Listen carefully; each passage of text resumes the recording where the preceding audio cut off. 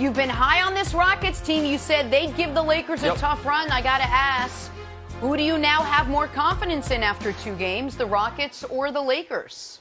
Well, Jen, I have more confidence overall in the Lakers, but this is why I said going into the playoffs, the winner of this series was going to win the title.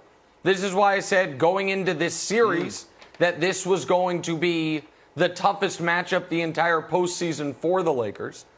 And what Houston is the only team in the league, not Milwaukee when they're at full strength or the Clippers or Boston, the only team in the league that if the Lakers play their A game can still beat them is the Houston Rockets. Yep. And I think last night could have been a good example of that, if not for the fact that Russell Westbrook was, a spy in disguise for the Lakers and really hurt the Rockets' chances. The Rockets present a lot of really tough matchups. PJ Tucker guards Anthony Davis exceptionally well. This game flipped early when Tucker got in that foul trouble. And the three-point variance, the Lakers are thrilled hitting 12 threes as they did last night. The Rockets hit 22 of them. They were plus 30 points from 3. The Lakers only won because, they have LeBron, and he was exceptional at the end of the game, the beginning of the fourth and the end of the fourth. They had an out-of-body experience from Markieff Morris with those 4 straight threes. And Brandon Russ had a really rough night. So I'm more confident in the Lakers than the Rockets, but the Rockets present massive problems, which is why I think this is going to be a long series. And Brandon, it could get tilted in the other direction if Russ gets it together. Yeah, I'm more confident in the Lakers right now. Last week I talked about how James Harden is going to determine the outcome of this series. And I was wrong. It really is Russell Westbrook.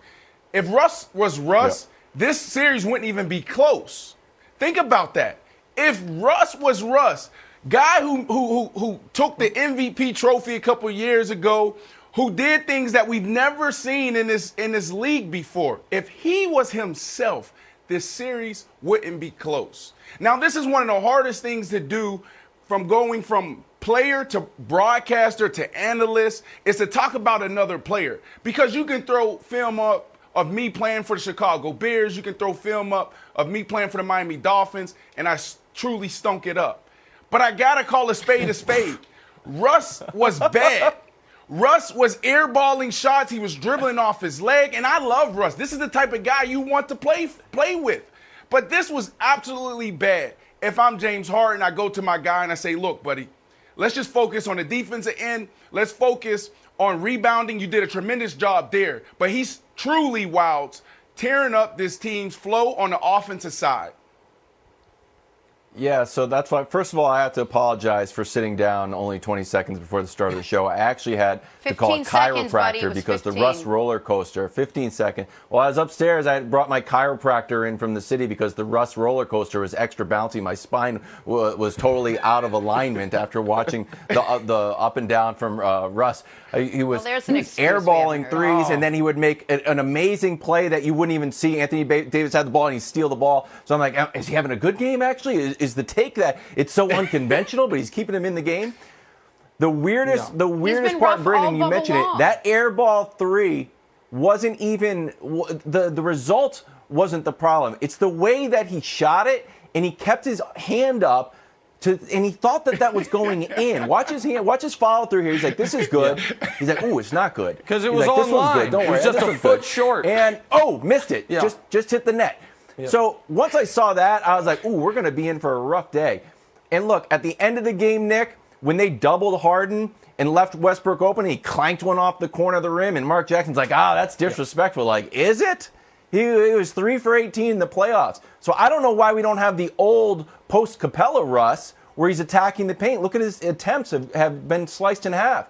So if the three's not dropping, which it's not, and maybe it'll bounce back. Nick, if I was Russ, I was just like, I know what to do. If you're leaving me open, I'm just going to go downhill, attack. Either make you foul and get Anthony Davis in foul trouble, right, and sort of take the game to them. He's throwing it off the rim when he does that, too. But he's throwing it off the rim. He's dribbling off his feet when he does that. And Brandon, so here's the thing. You and I, because, we're social distance and you're in Florida at the moment, we have never watched a basketball game together. But my wife can attest, I'm a really weird guy to watch a game with because certain times the team I'm rooting for, someone makes a shot and I get upset. When Rajon Rondo hit that 3 at the end of the first quarter for the Lakers, I was mad. Yeah. And she was so confused. And I said, now he's going to shoot more of them. Now, Rondo, to his credit, played a very good defensive game and did good things elsewhere. Yep. But Rondo, you're open for a reason. Hey, Russ, same with you, bro. When Russ hit that 3 at the end of the third quarter, that was the worst thing that could happen to the Rockets. Because then he took 3 more in the fourth quarter. And so, right now, Russ had done a great job, especially once they traded Capella, of understanding they're not going to guard me at the three-point line, so I have to, if I get it at three-point line, attack. In the first 2 games against the Lakers, he's shooting 7 threes a game. That is something the Lakers will absolutely will take any day of the week. But I don't want it to be lost here while we're talking about what the Rockets did poorly. This was the 20th series, or what Russ did poorly, the 20th time in LeBron James' career he's lost game 1 of a series. He is going to be 12-8 in those scenarios if they win this one. And what LeBron has done on both ends of the court thus far in this series, he wasn't good in the fourth quarter of game 1, so he made up for it by dominating the fourth quarter of this game. But this guy is my age in year 17, and his chase down blocks, his two-handed blocks, he's blocking Russ's layup attempt so hard, I'm worried one of the small children watching in the family section is going to get hit by the basketball. I was worried. I'm like, man, that's exactly where the little kids are. They're all on their iPads, and LeBron's going to crush one of them. So, Brandon, I can't believe, maybe I should be able to believe it. I'm not surprised LeBron's this effective. I'm not surprised LeBron hit the game-icing shot. But LeBron's seemingly endless energy on both ends of the court, playing 40 minutes a night, leading the playoffs in fourth quarter minutes, and having to do all of this, that has been, even for me, Brandon, a little surprising. Yeah, you shouldn't be surprised because we've been seeing this year in and year out. I thought the first game, LeBron, he didn't show up. I thought AD had terrible body language that first game. I actually chose the Rockets to win the first game for that reason. I just thought that, they probably would overlook the Rockets. AD came to play. LeBron was LeBron in game 2, and that's why they totally dominated this game. Now, here's another thing we need to think about. Eric Gordon played lights out. PJ Tucker played lights out. On both ends of the court. And I love listening to the broadcast and listening to him mic'd up. But this guy doesn't stop talking. He's the ultimate leader. Yeah, if I'm Russ, if I'm Harden, you got to lean on those guys, but you got to do your part. LeBron played good, like I said, Wilds. This game and this series can really go the distance if Russ actually be Russ.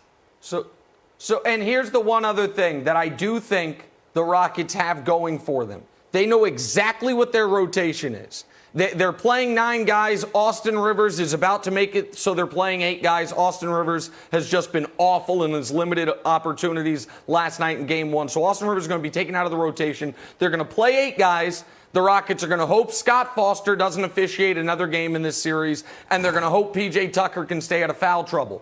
Where the Lakers, and we are in the middle of round 2 of the playoffs. Vogel still doesn't have the rotation figured out. Now, some of that's Rondo was out. Now he's back. You had some injuries, like Dion got dinged, JaVale got dinged. But they still don't know on any given night. Is Dwight playing? Is he not playing? Is Dion going to be the first guy off the bench or a DNP coach's decision? And Rondo is, to me, such a massive X factor because when he is out there, the Lakers' offense typically is going to grind to a halt. So you have to find really creative ways to use him. Last night, there was a moment where the Rockets just stopped guarding Rondo. So the only thing you can do there is have him come screen for the ball because no one's coming with him. Then you can't switch the screen. If Rondo's going to play 30 minutes as he did last night, he's going to have to keep That's up so the extraordinary disrespectful. defensive side of the ball. What, Brandon? What? Nick, that is so What's disrespectful. They just Great. totally they didn't guard Rondo. That's They didn't. disrespectful. They for didn't. anybody I out was there not playing. expecting the Rondo bash after that game. Thanks for watching. Subscribe here to get the latest from the show. Also, be sure to check out more of the best clips from First Things First, or go watch a few segments from our other shows on FS1.